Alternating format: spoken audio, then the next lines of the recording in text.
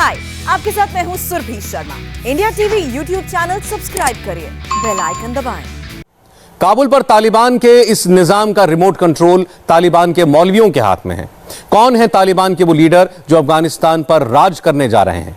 कौन है वो मौलवी जिनके इशारे पर करोड़ों अफगानियों की किस्मत का फैसला होगा? वो कौन लोग हैं जिन्होंने दूसरे देशों में बैठे बैठे अफगानिस्तान की सत्ता पर कब्जा कर लिया और अब वहां इस्लामिक अमीरात स्थापित करने जा रहे हैं?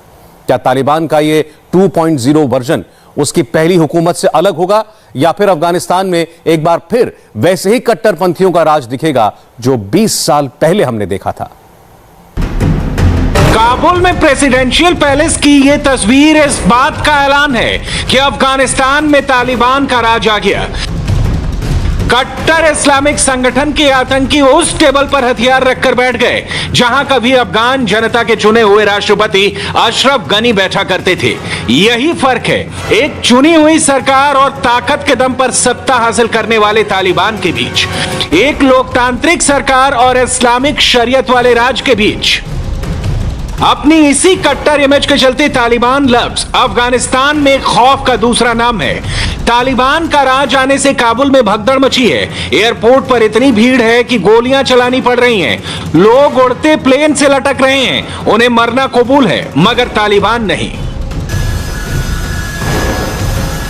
अफगानिस्तान के इस मंजर को देखकर आज सबके जहन में यही सवाल है कि आखिर कौन है ये तालिबान? कौन है इन हथियारबंद कट्टर इस्लामिक लड़ाकों का लीडर? क्या है इनकी आइडियोलॉजी? तालिबान के आने से क्यों खौफ में हैं लोग? कैसा होने वाला है तालिबान का राज?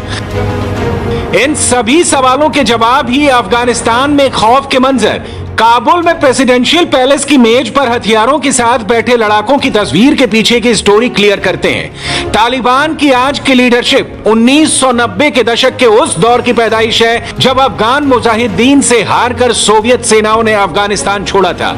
उसके बाद तमाम अफगान सरदारों के बीच सत्ता के बंटवारे की जंग छिड़ी और इसी जंग की पैदाइश है तालिबान के आज के लीडर। इनमें पहला नाम है मुल्ला हैबतुल्लाह अखुंदजादा का। तहरीके तालिबान अफगानिस्तान का सुप्रीम लीडर या अमीर उल मोमिन हैबतुल्लाह अखुंदजादा एक कट्टर इस्लामिक मौलवी है। उसे ब्रेन बिहाइंड तालिबान कहा जाता है, यानी तालिबान की कट्टर इस्लामिक विचारधारा का गाइड। तालिबान के राज में सिर कलम करने, हाथ पैर काटने, म्यूजिक टीवी पर पाबंदी, 10 साल से ज्यादा उम्र की लड़कियों के पढ़ने पर रोक, महिलाओं को सरेआम कोड़े मारने की सजा देने, बुरखे को सख्ती से लागू करने जैसे इस्लामिक कानून मुल्ला अखुंदजादा की ही देन है। मुल्ला हैबतुल्लाह अखुंदजादा मई 2016 में तालिबान का सुप्रीम लीडर या अमीरुल मोमिन बना था। उसकी पहचान एक लड़ाके से ज्यादा कट्टर इस्लामिक मौलवी की रही है जो तालिबान के लड़ाकों को विचारधारा की ताकत देता है। One district in the province of Kandahar. He comes from the Nurzai tribe. He's a village level hardliner, a mullah who's worked his way up to the Taliban leadership. Under the Taliban regime in the 1990s, he was a advisor to the Taliban leader Mullah Omar. He was a staunch advocate of banning music, TV and photos. So that just gives you an idea that he is just a hardliner. Kandahar के करीब के एक गांव के रहने वाले मुल्ला अखुंदजादा 1980 के दशक में सोवियत सेनाओं के खिलाफ मुजाहिदीन के साथ जंग लड़ी थी, मगर मुल्ला अखुंदजादा की पहचान एक मुजाहिदीन से ज्यादा इस्लामिक स्कॉलर की रही है। 1990 के दशक में जब मुल्ला उमर ने तालिबान बनाया तो मुल्ला अखुंदजादा उसका इस्लामिक एडवाइजर बना। उसी ने मुल्ला उमर को इस्लामिक शरीयत के मुताबिक राज करने के तरीके बताए। 2001 में अमेरिका पर तालिबान के हमले के बाद मुल्ला अखुंदजादा ने पाकिस्तान के बलोचिस्तान में पनाह ली और यहां वो क्वेटा के मदरसों में पढ़ाने लगा। मुल्ला उमर भी पाकिस्तान चला आया था। 2013 में मुल्ला उमर की मौत के बाद करीब 2 साल तक तालिबान में लीडरशिप का झगड़ा चला था। 2015 में तालिबान के सभी धड़ों ने मुल्ला अख्तर मंसूर को अपना अमीरुल मोमिन चुना। मुल्ला अख्तर मंसूर की 2016 में अमेरिका की एक ड्रोन स्ट्राइक में मौत हो गई। इसके बाद मुल्ला हैबतुल्लाह अखुंदजादा तालिबान का अमीरुल मोमिन बना। अब अफगानिस्तान को अपने कंट्रोल में ले चुके तालिबान की जिद है कि मुल्क की हुकूमत संविधान से नहीं, इस्लामिक शरीयत से ही चलेगी। इस्लामिक कानून ही माने जाएंगे। काबुल पहुंचने के बाद तालिबान अमनो अमान की बातें तो कर रहे हैं, लेकिन इस्लामिक शरीयत को लेकर तालिबान कोई समझौता करने को राजी नहीं। हमारा ये वादा है कि हम इससे बाजूर नहीं आएंगे, जो जितना शेयर उसमें आता है हमारे साथ आए, लेकिन एक बात पे हम कंप्रोमाइज नहीं करेंगे कि अफगानिस्तान का जो निज़ाम है वो शरीयत की बुनियाद पे होगा, क्योंकि अगर हमने जमहूरियत और ये आईनी सिस्टम ही लाना था तो हम 20 साल मार न खाते। 1990 के दशक में जब अफगानिस्तान के तमाम लड़ाके सरदार आपस में लड़ रहे थे, तब पाकिस्तान के मदरसों में पढ़े कट्टरपंथी मौलवियों ने तालिबान बनाया था।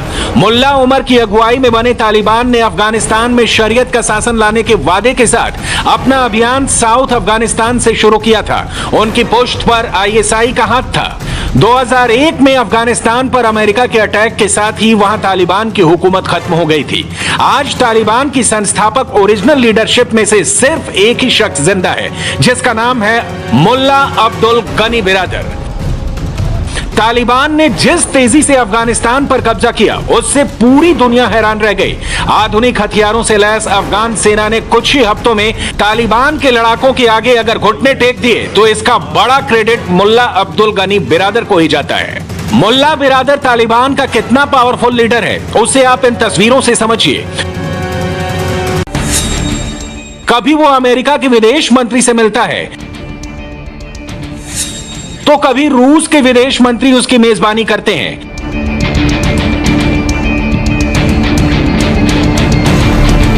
और कभी दुनिया की दूसरी बड़ी आर्थिक शक्ति चीन के विदेश मंत्री मुल्ला बिरादर से हाथ मिलाते हैं। तालिबान की लीडरशिप में मुल्ला बिरादर की पावर और पैठ आप ऐसे समझिए कि काबुल में हथियारबंद लड़ाके दाखिल होने के बाद तालिबान की तरफ से पहला बयान मुल्ला अब्दुल गनी बिरादर का ही आया।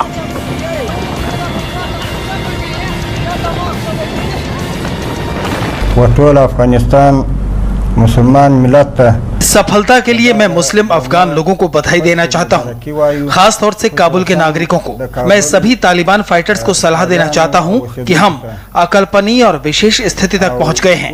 ये ऊपर वाले की मदद से हुआ है और हमें घमंडी नहीं होना है।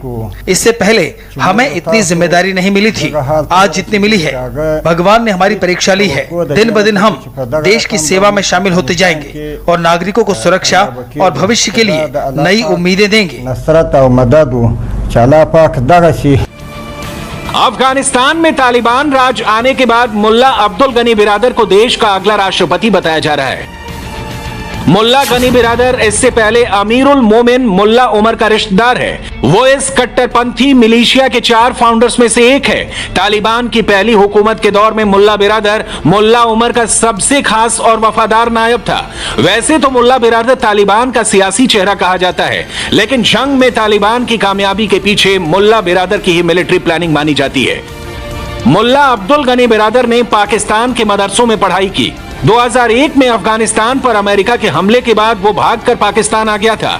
उसने यहां से अमेरिका के खिलाफ साजिश शुरू कर दी। 2010 में CIA और ISI के ज्वाइंट ऑपरेशन में मुल्ला बिरादर को कराची से गिरफ्तार कर लिया गया। अफगान सरकार 2013 से ही पाकिस्तान से उसे रिहा करने की मांग करती रही है, जिससे तालिबान के साथ बातचीत आगे बढ़ाई जा सके।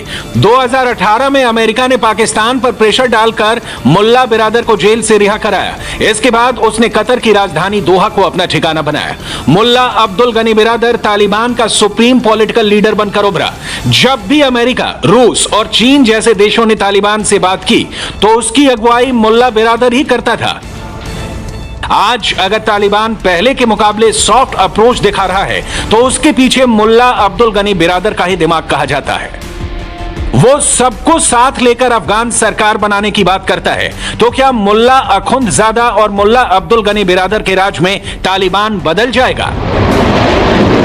बैड तालिबान गुड तालिबान बन गया है और अब आतंकवादी संगठन नहीं रहा, ऐसा लगता नहीं है। बामियान में बुद्ध की मूर्ति को तोप से उड़ाना, महिलाओं को सरेआम कोड़े लगाना, सिर कलम करने और खुलेआम फांसी देने की सजा। जिस तालिबान की पहचान यही रही हो, वो क्या वाकई में अपने 2.0 वर्जन में बदल गया है? यह मुमकिन नहीं लगता। आप तालिबान की लीडरशिप स्ट्रक्चर देखें, उनके नाम से ही पता चल जाता है कि तालिबान बैड से गुड नहीं हुआ है, वैसा का वैसा है।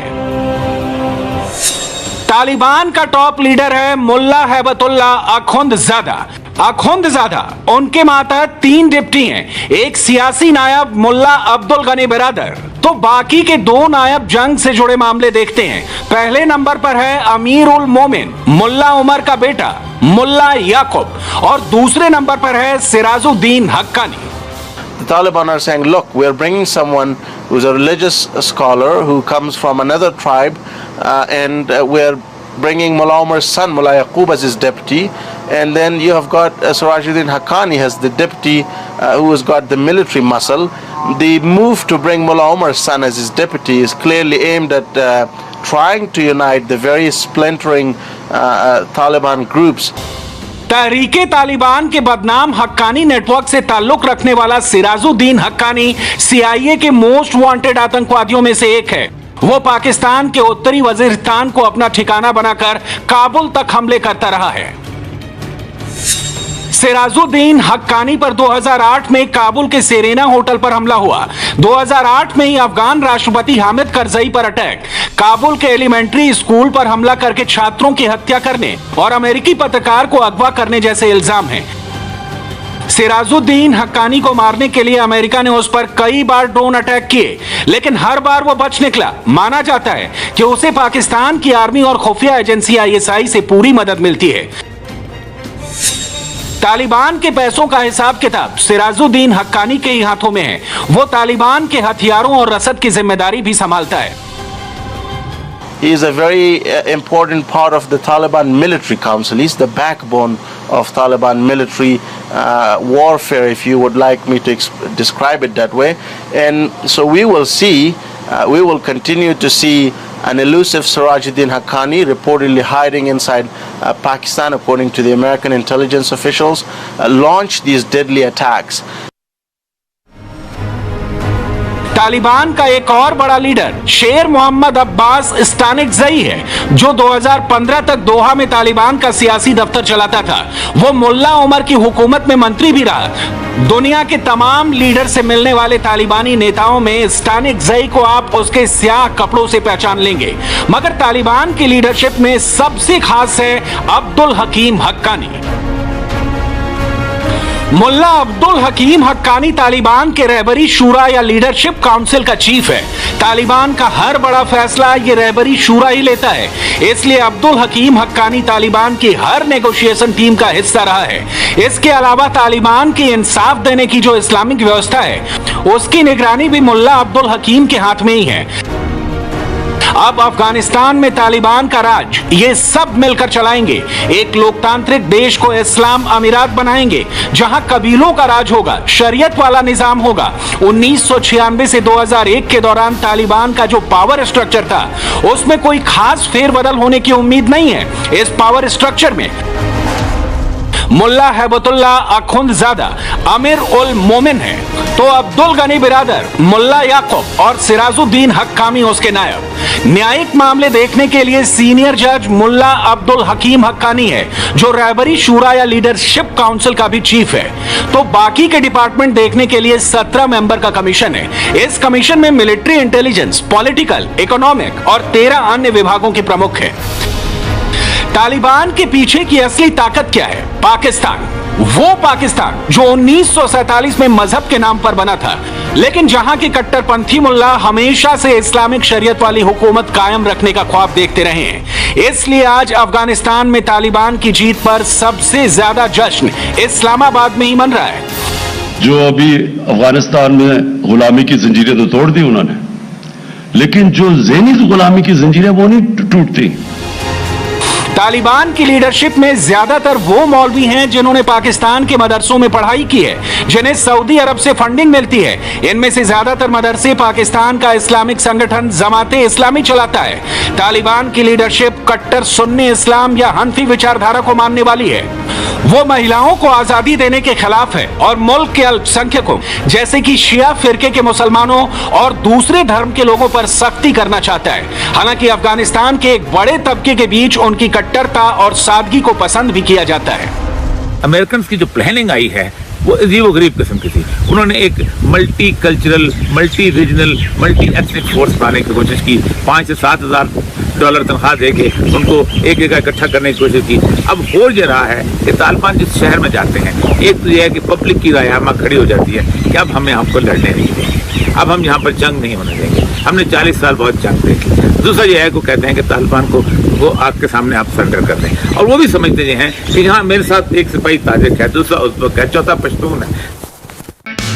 हाय, आई एम सुरभि शर्मा। खबरों से अपडेट रहने के लिए India TV YouTube channel subscribe करिए, साथ में बेल आइकन जरूर दबाएं। जुड़े रहें इंडिया टीवी के साथ।